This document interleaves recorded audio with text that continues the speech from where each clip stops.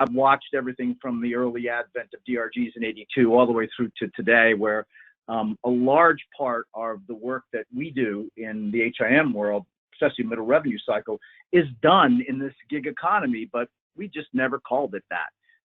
We've been doing it for many more years than nationally, and so it'd be good to kind of ferret out and talk about how we participate, what the larger portion of the economy is, and then how it's going to affect our industry going down the road. So roughly the agenda today is, what is the gig economy? Why is it present, and how does it affect us as healthcare professionals? And then how does it work? How does it work within our industry and our specific market space, which has now been monikered, as we all know, the middle revenue cycle. So we were medical records, then we were HIM, and now we're middle revenue cycle. But we all are still doing the same, work that we've done professionally for years and years. So what's a gig economy, and where did gig come from? So for those of you that have been around for as long as I have, gig, we all thought of was, that's a music vest. You go someplace and you listen to a gig. The group plays, listen, it's usually in a bar, it's loud, and that's it. So how did this whole thing come about as we call it the gig economy? Clearly, that's not what we're talking about here. So the gig economy, the terminology came out of those venues when we would go and listen to a one-time or two-time band or group or something that played, and it was an in and out type of thing. It wasn't permanent. It wasn't a regular show. So the concept behind it simply is that it's a temporary event that happens one time in kind of a standby environment. So it's an as-needed type of thing, PRN. The United States government, Department of Labor, and many of the industry experts, Gartner and Wall Street Journal, have had a real hard time defining exactly how big it is, what it is, and how our space really is represented in that total economy. But recently, just actually a few months ago, Research and Markets did a study with the Department of Labor, and this is what they came up with in the financial services area, which is really where they put us. Healthcare and other industries in financial. So it's any non-benefit worker, which certainly has its challenges because many people do this full time, but majority of the people in our area, our sector, they do this on the side. They're working with friends or other facilities that they can do the professional seasoned work for, but they have a full-time job with a benefits, and so it works. The side gig worker, the second jobbers, that's a new term. Microbusiness employees, we've all heard this. This is the one or two person proprietor that starts their own business. A lot of ladies have done that in our industry and been very successful with that. Those working for others versus working for self. So again, that means when you're working for the director of HIM or you're working for a financial department, you're not actually doing the one above, which would be a micro business. Then consultants and contractors, which there are many of in our industry. Many of you who in the past have spent a lot of time in an airplane going somewhere to work for 4 days at a hospital that needed somebody of your expertise and then come home. I know a number of people here in Atlanta that do that. Self-employed sole proprietors. So those are individuals that are running a 501,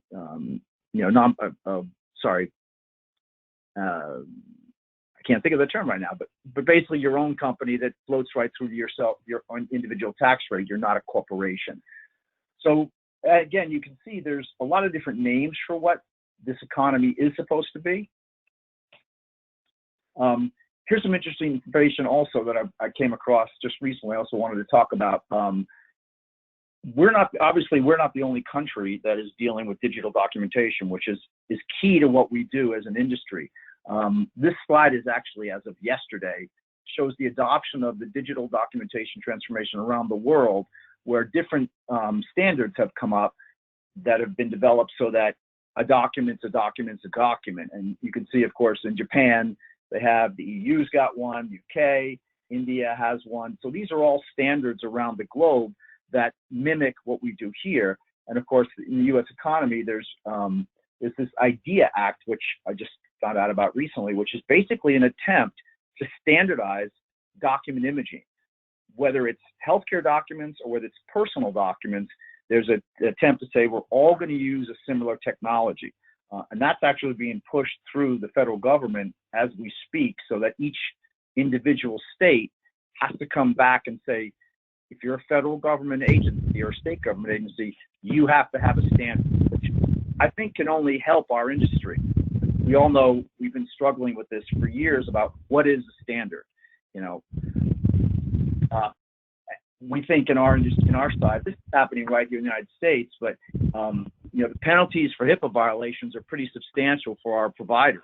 But check this out: if you are handling personal information, not PHI, but PII, they call it, in the United States, California is the first one to enact this Privacy Act law for personal information, not just health information. And it goes into effect January of next year. The fines are insane. They're $2,500 per violation per person. So if an agency mistakenly releases your information, the credit bureau information, and it just gets proliferated through a number of other organizations, that original agency is on the hook for every single time that's gone to a different company, a different agency, and every single time it's been violated. So, you know, this will be interesting to see how it gets tested the first time somebody actually violates it. You know, worldwide, on the left-hand side, the GDPR is the international standard, which we as the United States already actually adhere to. But these fines at the bottom, on the bottom left here, you see 2% of worldwide gross revenues first violation. If as a international company or dealing in the EU, you violate the Personal Information Act by releasing information limited that an individual would want to keep. So in healthcare, it's pretty difficult. But think about an organization like Equifax that recently had a breach. These fines could be significant to their bottom line. So that was some information I thought that's interesting, because we as an industry have been in this environment for a while, but now we're seeing that even information outside of health information is personal, and we don't want anybody obviously to violate these things. So back onto the gig economy. So how big is this economy? How much of it is there, and how big and how many people, and what do we as healthcare individuals represent as part of that economy? There has been a lot of question about this.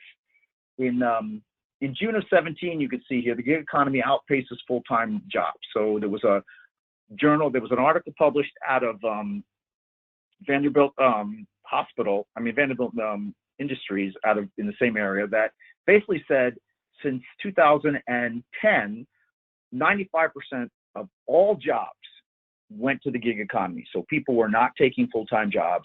They were taking gig economy jobs where they had the option to basically work when they wanted to and work as they needed to, and then they didn't have to.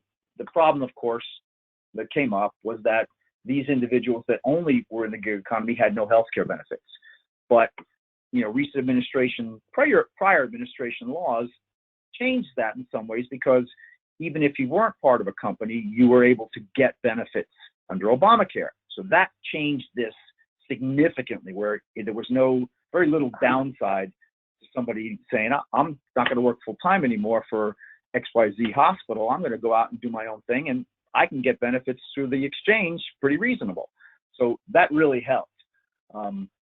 So those statistics, 95% of all jobs, 2010. In the spring of last year, it was anticipated the gig economy would add $2.5 trillion to the world economy by 2025. I mean, that's significant. That's a big number. And then, not too far later, June of last year, the Wall Street Journal came out and said, wait, was the gig economy overblown? And is it really as big as we thought it was? And part of the reason that this occurred was because of Uber was doing a lot of statistical analysis, and they, of course, employed hundreds of thousands of people, more actually, millions of people doing their work, and they were counted in the gig economy. So there was a question as to, really, is it as big as we say? Is it really going to contribute $2.5 trillion? And they said that the U.S. labor market was largely unchanged since 2005. Well, I think anybody on this phone call probably would realize that that didn't affect us. We're still doing this on working gig economy. We're still doing freelance work, and we're still doing, as needed labor for facilities to do their HIM work, and other industries too. So fast forward, January 2019, just a few months ago, it says how the estimates of gig economy went wrong. Oops. So somebody made a mistake. The statistics were wrong. Hey, Karl, excuse me for just a minute. I'm not sure if I'm seeing this because I'm actually not seeing any other pages of the presentation. I'm still seeing, I don't know if anybody else speak up. I see just your first page of it. I had to shut down real quick, but oh my gosh. I'm only seeing the first page. Could anybody ask anybody else who's online if that's happening? I'm sorry, I don't. Okay. Is anybody else online? You may have online? to move your screen. Well, let's see, stop sharing. Okay, yeah. You might have to go up to your share your screen option and share a different monitor or something where your actual presentation is. I'm so sorry, ladies. I didn't realize that. Okay, so let's go to meeting. Turn on camera. Start sharing my screen. My screen. Okay. Turn your screen, now? Sean. No, turn your screen sharing on, and then pick which screen it's actually on. Okay, well, my screen.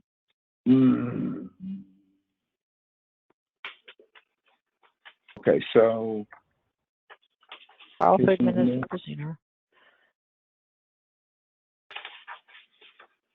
So you see that? I see that, yes. How about this? No, you may need. There's a drop down up here that says start sharing my screen, and you can select from it. Right above that, you can select it maybe on a different monitor or just pick which one you want specifically for it to see. Because I see the presentation, but I don't see the actual slideshow.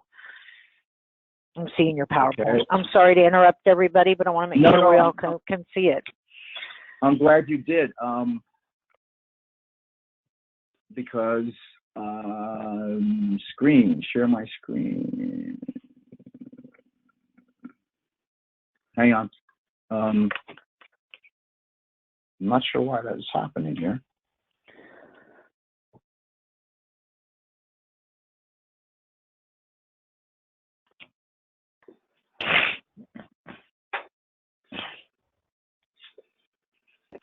Share my screen.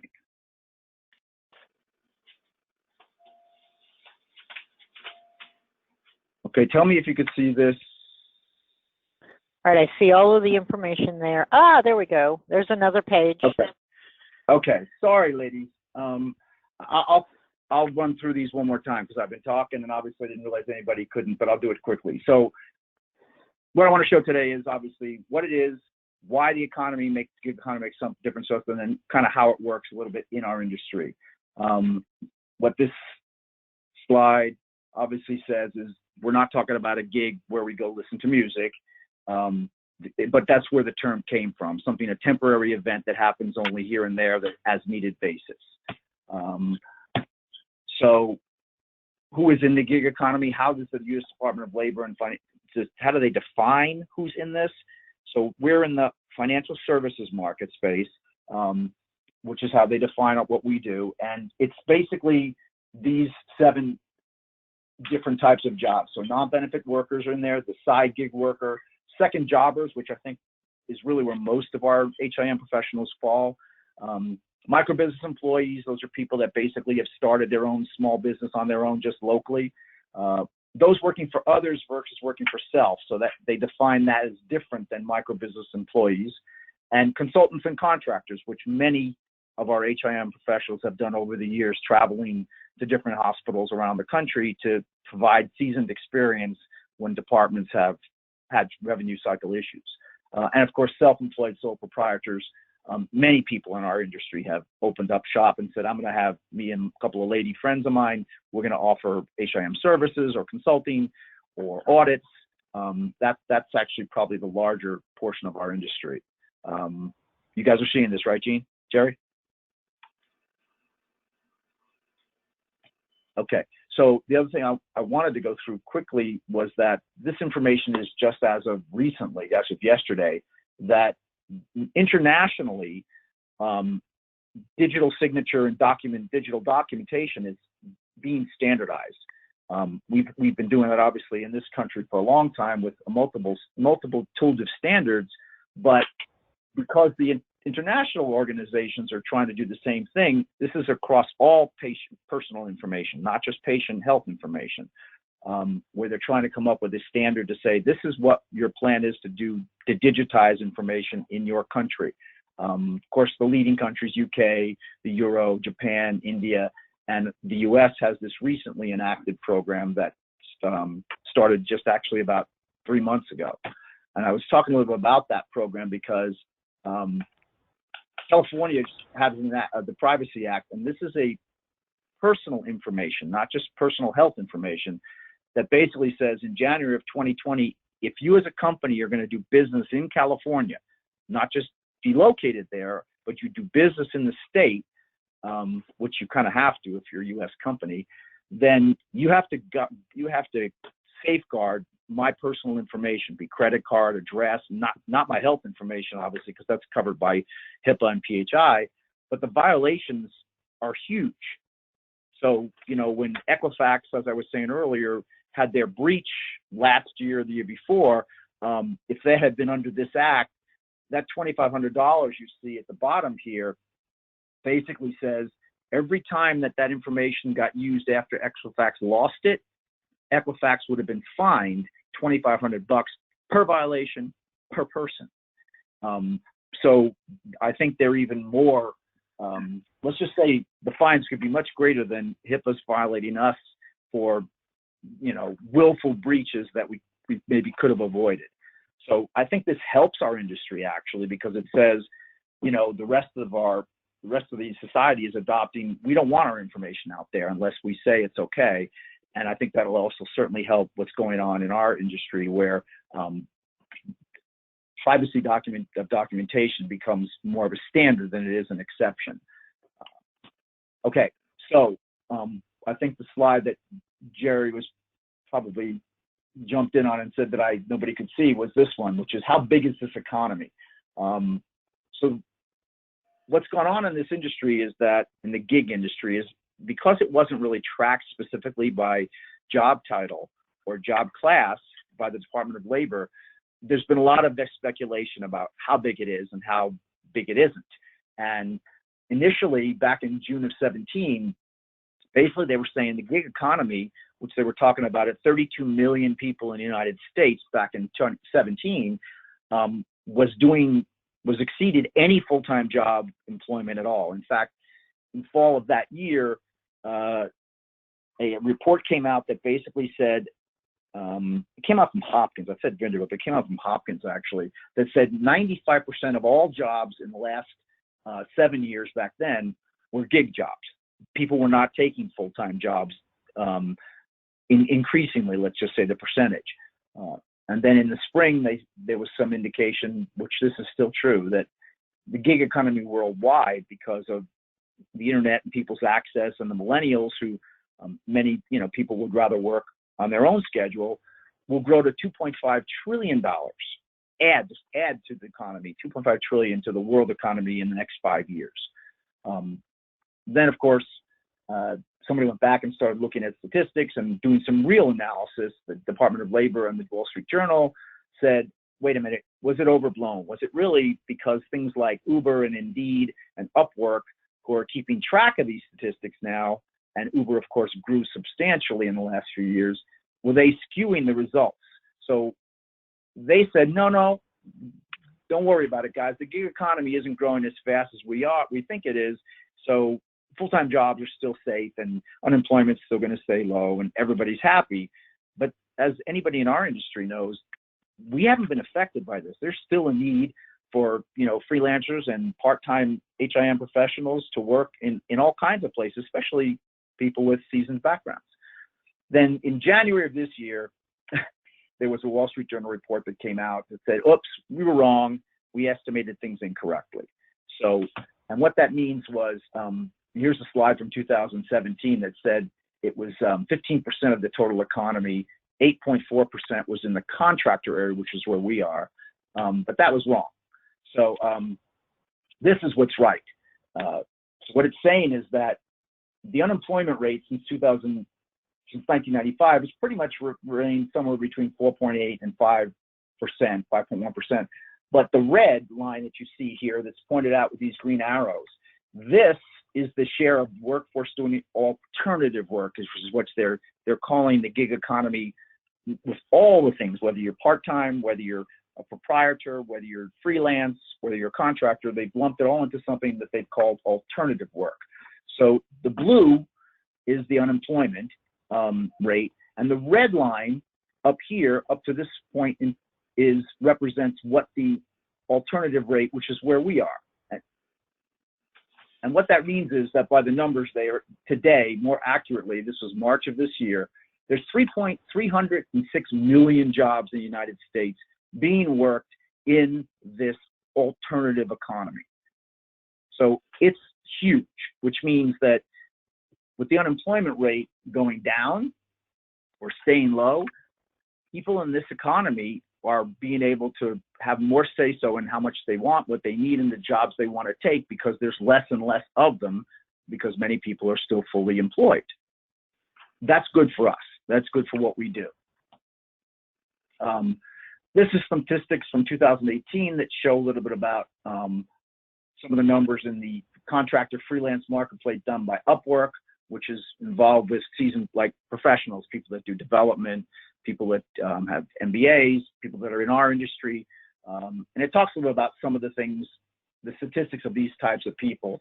But it does, of course, identify here that more Americans are spending more time freelancing, more people choose to freelance over the years, and people are prioritizing their lifestyle over their earnings, which is why this kind of economy allows individuals to set their schedules and have a work-life balance, which I think is really the big reason why a lot of people have gone to the economy that we've been doing in our environment for a long time. There's more opportunities with more variety. So, and I'll provide these slides out if people are interested. They all have references to where they came from if you're interested in the details. Some of the specifics about a freelancer. Freelancers seek out their own training, while non-freelancers primarily receive on-the-job training. So in our industry, again, this may not be totally true, because often we're getting our training at our provider site.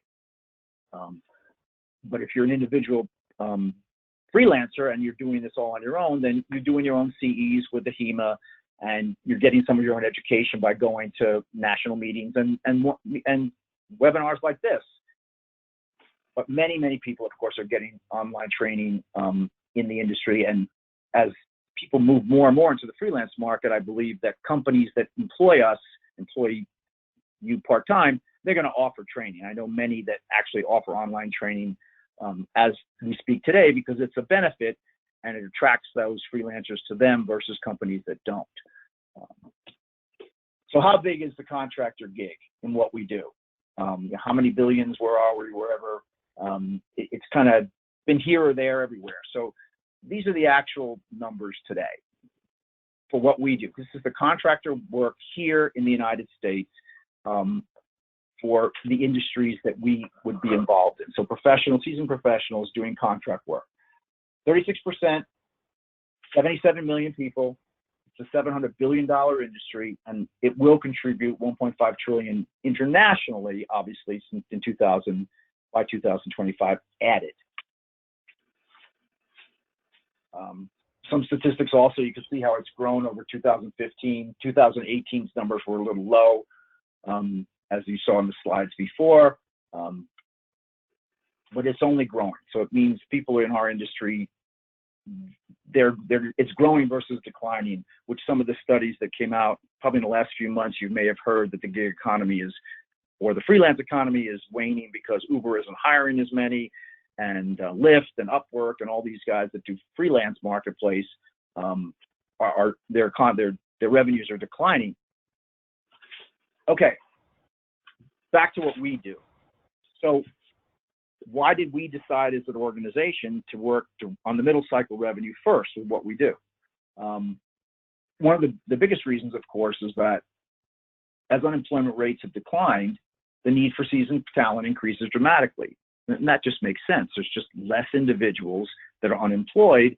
So as a percentage, there's less individuals with seasoned experience in our industry, and there's a higher demand for them. So that made a lot of sense. The gig economy has in demand. We all know that for years, there's been a shortage of professionals in our industry. So the estimates are somewhere between 25 and 30%. There's a shortage of people in our industry. Now that's changed as more and more people, more and more younger people have come to our industry and been trained. But as we all know, you talk to a large provider and you say, hey, I just got my RHIA, or I just got my CPC. I'm looking for a job, and they want to help, but not only are they remote mostly nowadays, but they don't have a spot for somebody that doesn't have experience all that time. So therefore, that demand is still very high. This paragraph here, which says HIM gig and demand professionals 1 versus 30 days. This refers to the, This refers to the fact that the application that we've built on our side allows a HIM manager or director to essentially get a part-time gig employee, a seasoned professional in HIM, roughly in a day versus 30. So if you're a director in our industry and you have several third-party coding relationships and you call them up and say, hey, we got somebody going out on vacation next week, or we need somebody to help out, it has to have this experience. Statistically, what I've been told, it takes somewhere between 2 to 4 weeks to get that person, because they can't have people sitting on the bench being paid either. It's just not economically sound. Well, what we think we've built or helped to build, and it's been used, is something that you can actually pick somebody up and use them as a freelancer, like within a day or less.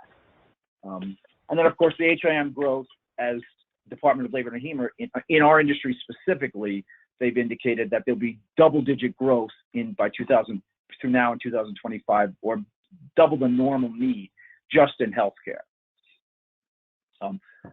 So I'm going to stop here for a second, Jerry. Are there any questions about what I've said so far that would you want to ask, or do you want to wait till the end? Okay, well then I'll keep going. If anybody has any questions, you guys are all self-muted at the moment, so feel free to ask them or put them in the chat box, and I'll be happy to share them. This was a study recently done that how are departments measured in RevCycle today, and obviously we're part of that RevCycle. The interesting fact over here is that 12% of the departmental budget is for overtime, sick time, and vacation. This is specifically in the HIM world. So if you're in an HIM department, 12% of that, your director or vice president's budget, goes to pay for overtime, sick time, and vacation time, which includes FMLA also. So, but how are they measured? So it's saying that top organizations are using the following benchmarks. So charge lag, obviously, which is part of the applications, billing lag, average time in AR. So these pieces here, denial rate, percent undercoded, and percent overcoded. This is directly in the DNFC, discharge not final coded environment that we all live in. Not the DNFB, of course, which works with the financial area, which often we get dinged for, even though it comes in there under their bailiwick. Majority of organizations struggle to find the right balance between to use internal and external resources to quickly and efficiently code follow-up documents and bill for services. By using top performers as a benchmark, we can see that that more coders does not necessarily ensure best results. So this was just done late last year by Ingenious Med here in Atlanta. And what they're saying is that you have to have the right coder with the right experience on the right case each time. So it's not necessarily hiring an extra 5 or 10 coders. It's making sure that you have the right people with the right background working on the right individual charts. Not necessarily, as I think many of us do today, it's it's a FIFO, first in, first out, where you look up the queue and you start at the top and work your way down. So how does it work? Okay, how does this application that we built, we think, streamline what we're doing? And this is just certainly our take on how it could work, but I'm sure many departments have also implemented processes that help this cycle. So the HIMcloud Exchange, which is our application, let's just say, for example, this is the United States, and this is Mary up in Washington, D.C., and she works full-time for Washington State University Hospital, but she's got extra time each week that she would like to say, hey, I'd like to make some extra money buying something for Christmas, or I'd like to buy my husband a gift for our anniversary, whatever it may be. But she's not a marketing person, she's not a salesperson, so unless she knows somebody that she's worked for, which the chances are she does, those 20 hours each week get lost. They're just latent, and once the week's over, they're gone, so nobody can use them. So what she does is she joins our exchange, and she takes those hours and all her experience in a profile, and she sticks it into basically an online database, the online HIMcloud Exchange, and says, I got 20 hours each week. This is my experience. So there's 20 hours that anybody, any provider who may have an issue right away could use if they need her background. So let's take that and multiply that by many, many people across the country, individuals, companies could even be involved in this that have a coding bench, that they have several people that are in between jobs waiting to be assigned to a new one, but they've got some real experienced seasoned professionals that have, say, 2 weeks before the sales person has signed up a new facility and they're promised to them. So that person, highly paid individual, their hours are being wasted. So all those hours get put into the exchange. And so here's Karl Care down here in Atlanta hospital, and everything's fine there. And so they're part of the exchange, but all of a sudden their DNFC starts to rise. DNFB, let's just call it as it grows. And they've had a problem. 2 people went out on sick leave, and they're short coders, and they certainly at the moment are not going to be able to hire because they don't have, obviously, a position open to hire. They just need somebody temporary. So Karl Care was smart enough. They already joined the exchange, and so they go out to the exchange. They draw down some of those hours specifically for their type of patient load that they need at the moment. So happens to be acute care inpatient, that's who they can pull. They have 2,000 ER charts that somebody needs to take care of, they get that kind of person. They need somebody that does radiology, interventional radiology, and cardiology, they can find that person out there too.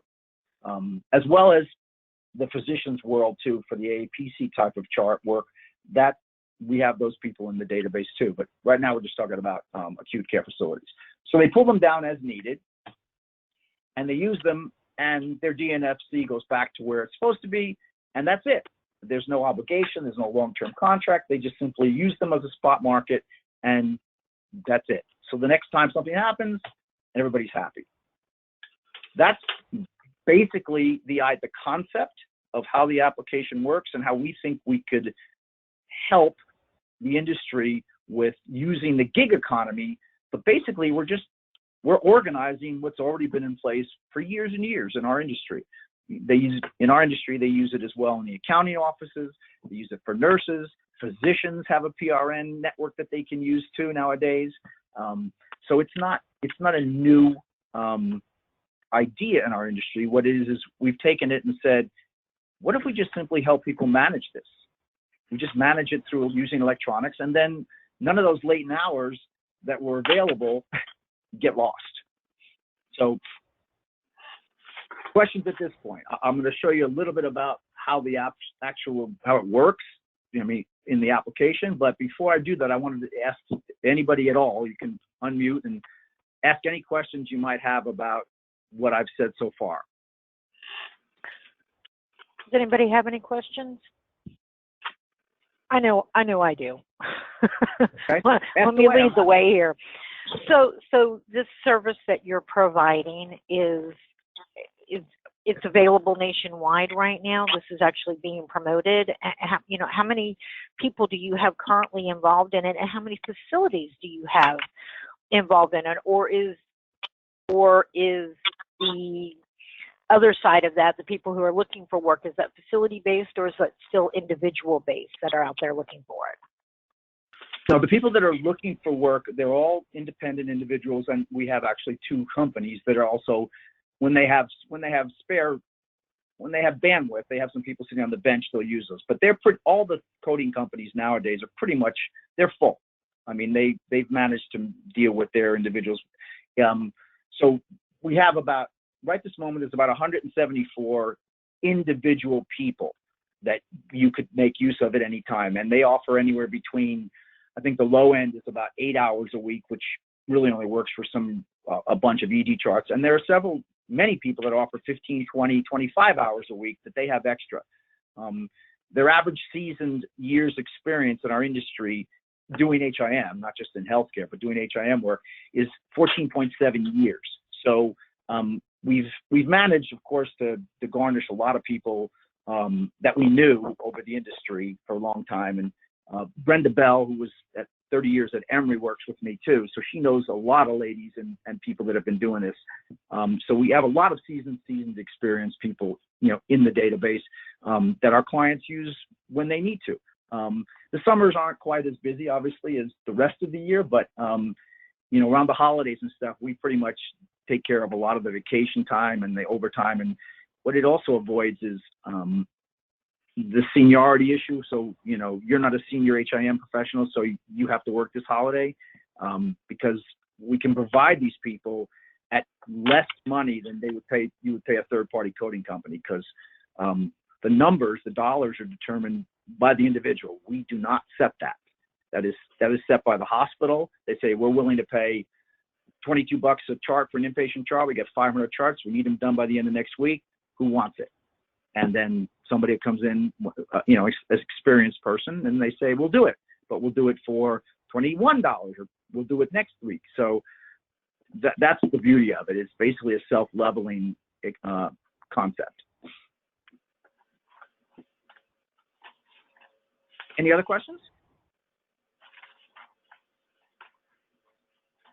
Okay, so some of the questions that I know have come up in the past that I'll answer, which is, so how is it determined, who charges what?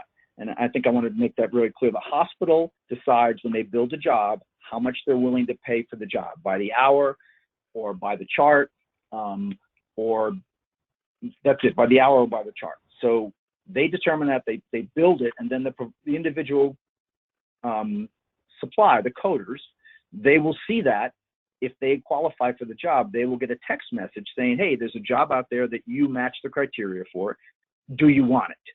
And the reason we use SMS texting is because majority of people have a full-time job that they're working, and so they're not on their personal email during the day. So they say, well, can we just get a text? Because if there's something we want to be able to take it right away. So that, it kind of helps that respect.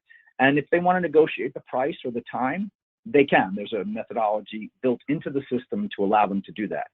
But most of the people that work the supply side, most of the coders are, I would say, well, probably there's about 90% of them already have a full-time job, and they do this on the side, but we organize it for them. So it makes it much easier for them to say, okay, I got something. No, I don't. There's something in California this week. Yeah, I can do that over the weekend. Or no, I'm taking care of my nephew this weekend. I can't. So that's the kind of way it works. The other questions that usually come up is, how do we know from a provider side? This comes up a lot. I'm surprised nobody's asked, but that's okay. How do we know that the people in the database are qualified? So there's 3 ways we cover that. The first of which is we do a reference check on everybody that comes to the system. So that reference check is we reach out to them, we ask them for 2 references, we check with the HIMA and AAPC to see if their certifications are accurate and live and real. So we don't check on a HIMA membership because that's really not a certification, but a HIMA would like us to. But do they really have an RHI, RHIT, or CPC, whatever it is they say they have? And then the last part we do is we use a company called Axia, who's here and in town. They have a learning management system that they go through a 2-hour test. And PCS and both sides of the house, CM and PCS, that they take, and we score them. And if they score below, I think our current is 85%, then they don't get on the database. They're not allowed until they, and that company also offers additional training if the coder wants it, but that has nothing to do with us. So those are the three kind of ways we check to be sure that people on the database really do have the qualifications and are seasoned. The last piece, which is actually really interesting, is that there's a rating scale. So when you use an individual, and let me switch over to that side so you can see that part. When you use a coder to do work for you, at the end, you rate them. And by rating them, it says that they did a good job for you, they didn't, and you can go ahead and say, well, I would use them again.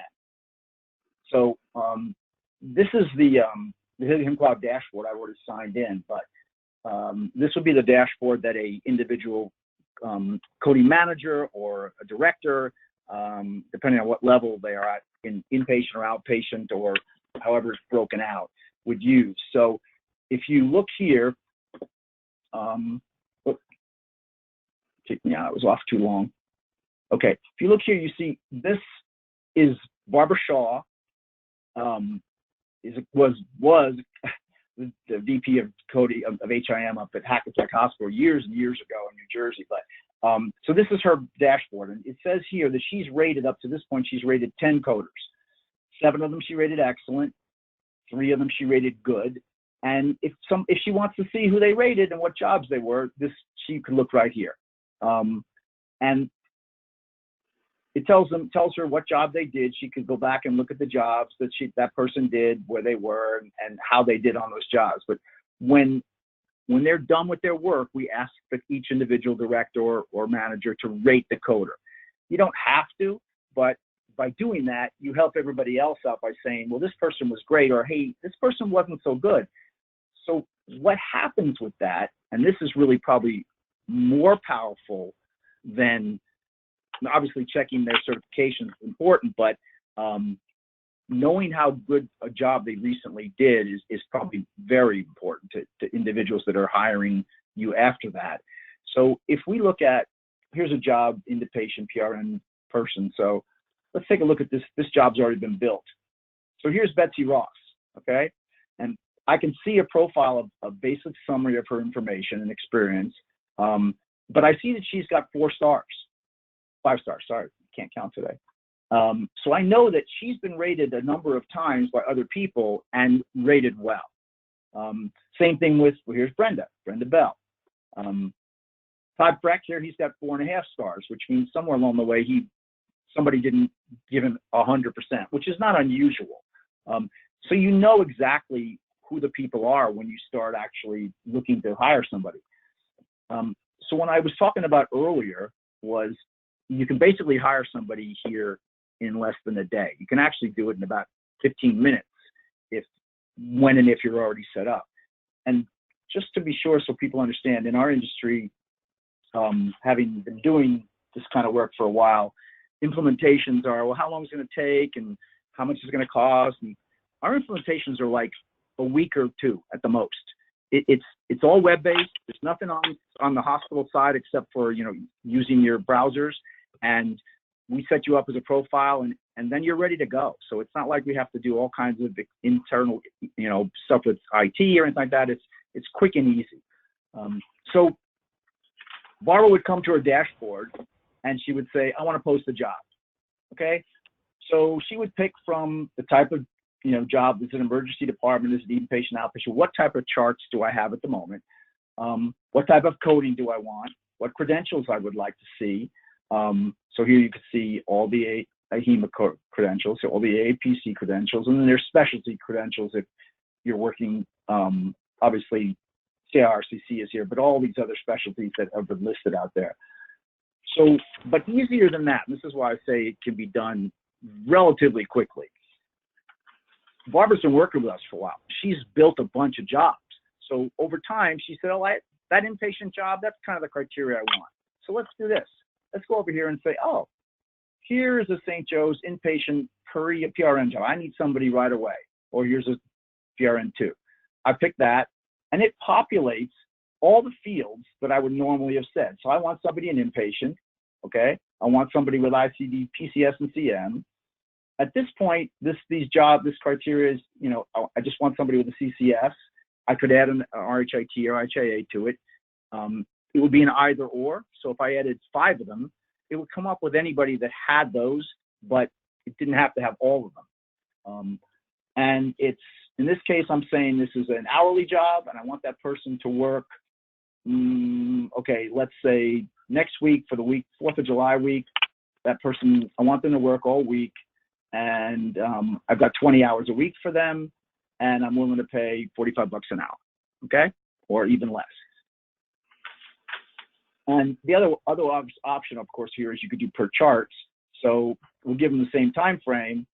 Let's say we'll give them a week, and let's put in, these are inpatient charts, so let's put in 200.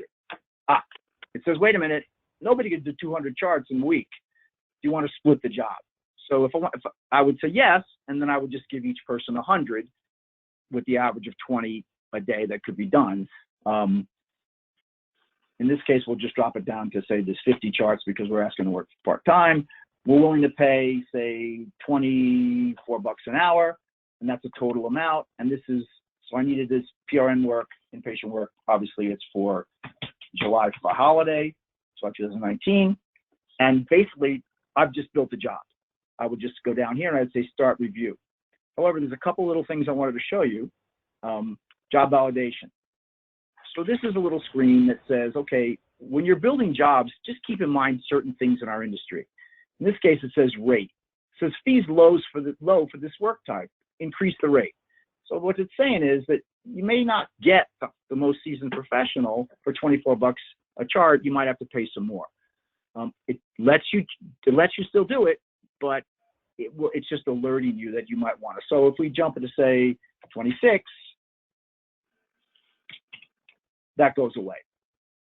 Years experience. So here we go. So this is built the job. Okay, it says expired. The job is going to be posted on the 1st. If nobody takes it, it expires. How many days it is, how much money it is. And here are the people that meet the criteria. So when I said you could hire somebody right away, it's really simple. Here's Todd Freck, there's Betsy Ross, there's Barry Contrary. They all have 27 years, 6 years, and 23 years experience. Todd's showing up at the top for several reasons. First, because he's a favorite of mine. I've used him before, and I've rated him well. So I would like to use him again if I can, if he's available. And he won't show up unless he is available. It says that he has login credentials. By being green, it says, I don't know if you can read that on your screens there, but it says has active login credentials, which means he's ready to go like in an hour or less. Down here, you see Betsy Ross. She's a great match too. She's a favorite, but her login credentials have expired. So whatever the hospital's criteria are for, usually it's 6 months without action. Sometimes it's 3. The system logs that, and we keep track. And if it expires, it gets to that point. It says, okay, wait a minute, Betsy, you know, she's great. You can use her, but she's going to have to get her login credentials again, which usually isn't very hard. But if I had my choice, I would choose somebody that's my favorite, got more experience, and is available right this moment. If I want to look at more detail for Todd, okay, I would simply hit full profile, and I get his entire profile up of where he's worked, what he's done, what his experience is before. So that makes it says he's available, but you wouldn't see him unless he was. So at this point, if I want to offer Todd this job, as I said, this could be done, I would simply hit offer. And Todd would get a text message saying, hey, you got a job. It's with Barbara. You know her. You've worked there before. Do you want it? Yep. And that's it. He's ready to go. So as soon as I hit offer, it comes back up. So I'm going to offer it to Todd. Okay. Okay, so that's done. And he's been selected, it says. So I go back to my dashboard and I look at the profile and it says, okay, here's the inpatient job. I just offered this job to Todd. If I want to look at the job again, I can decline the job. I can do whatever. I mean, I can do anything I would do normally in a day without having to call Todd or get in touch with him or find out what's going on. So I've just hired Todd to start work next week to do 50 inpatient charts because somebody I have has gone out for the holiday, and I'm done. Once Todd starts working on this job, I'll get a message saying he started to work. And once he's finished, I'll get a message from him saying, I finished the job. These are my comments, if anything. And I can go into my my CAC or whatever I'm using and say, okay, he's finished, done. And then I simply put I would follow through here with these other charts. So once he's taken the job, he would say, it would go into contracted. I would say, this is working. And as you can see here, some of these have been submitted for completion. And once the jobs are completed, I send a signal approved to pay, which sends a message off to the coder saying, please send me an invoice. And it's all done electronically. You'll get an electronic invoice that you can sign electronically. Everything is done through e-signature on the application. So I've hired Todd. He's going to finish the job. I probably don't have to talk to him at all now because I've worked with him and I know him. If he has a question, he could send a message through the application. Here's a possibility where you send messages. Whoops.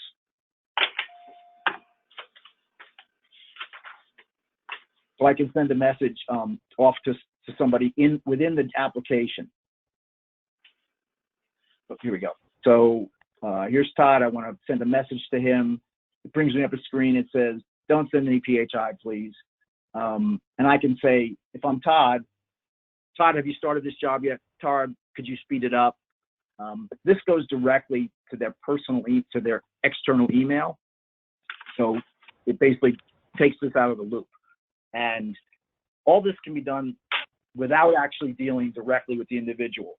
What we have found as an organization is that once it gets past the job assignment and they start working, they're going to call the director or they're going to text them. They're not going to go through the system and send messages and stuff until the job's finished. So that circumvents that whole piece, but it's there. And that's how it works. Once the job is completed, you'll see here, like here's a job that was completed that I didn't rate. I didn't rate the coder. So I can go here and say, proof to pay if I look at the job, but I can also rate the coder and say, okay, here's how I rate them. Remove, they're a favorite at the moment. So I would just click on the numbers. If I click something really, really low, and I try to submit it, the system's going to say, hey, you rated them really low. You sure you want to do this? And you can say yes, or you can say I made a mistake, but you can re-rate the person once. So if somebody gets rated really low, chances are they're going to call you. But we don't want this to be like an eBay thing going back and forth, back and forth. So you can re-rate them once. So say there was a miscommunication of some sort, you can re-rate them once, but after that you can't. So I would just submit that for Todd, and that would be done. So that's the piece that really helps other managers understand how well we think this individual works. There's a lot of other built-in stuff that I could, with some alerts you can see here. If I choose an outpatient simple chart and I ask for somebody with 8 years experience, it's going to tell me, hey, this is a simple type of work. You don't need somebody with that much experience. You can ask for it, but you won't get as many coders returned. You won't get as many options. If you choose something like interventional radiology and cardiology, but you forget to click CIRCC, which is down here under specialties, it says, hey, do you want to click CIRCC? Because obviously with that type of chart, you may want somebody with that certification. Little things like that are built in. And there's a widget dashboard that lets the alerts be customized for each facility, because not everybody uses the same. And that's it. I think that's, the ratings as I show here, the dashboards here, it's pretty simple. It follows the process that we have followed for years anyway. And, it's been, they found it really helps in their timing of finding an individual. The biggest thing I've heard is that we can really hire somebody like right away, within a day or less if we've used them.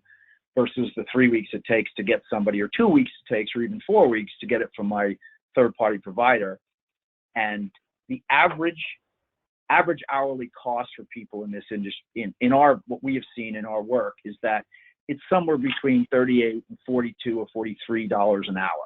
Sometimes it would be less if it's an outpatient person, but it's way below what the third-party coding companies are getting. And actually, in many facilities, I think we'd agree it's less than you'd be paying your internal people with fully burdened, you know, vacation, all that stuff on top of it. So it's been fun. It's kind of fun to watch as people have adopted using it. And I think that's all I have for ladies today. If you have any other questions, I'm happy to answer them. Well, if there are any questions, please let us know. Anybody online? Any thoughts with regards to this, or how to get involved? The other question I have, anybody has any comments like, hey, that would be good if you tried that, or this might be interesting to offer that. We're always open for, hey, this is a new paradigm. Let's try something that works even better, or something that we could try.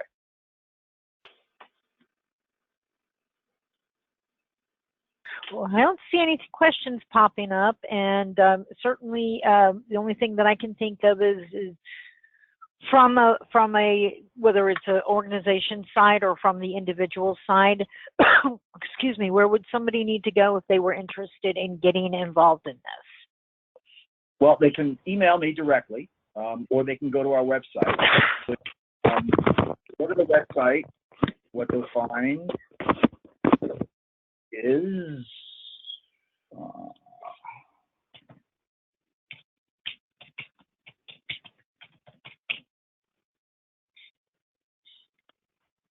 oops, I forgot there. So if you go here, this is our marketing website, which obviously is in the application. You simply just hit join now. There's a bunch of information out here too if you're interested in learning more about the gig economy and some of the articles that I spoke about. There's data out here. Some of the key things that help HIM managers, coding companies, how coders individually can benefit from this.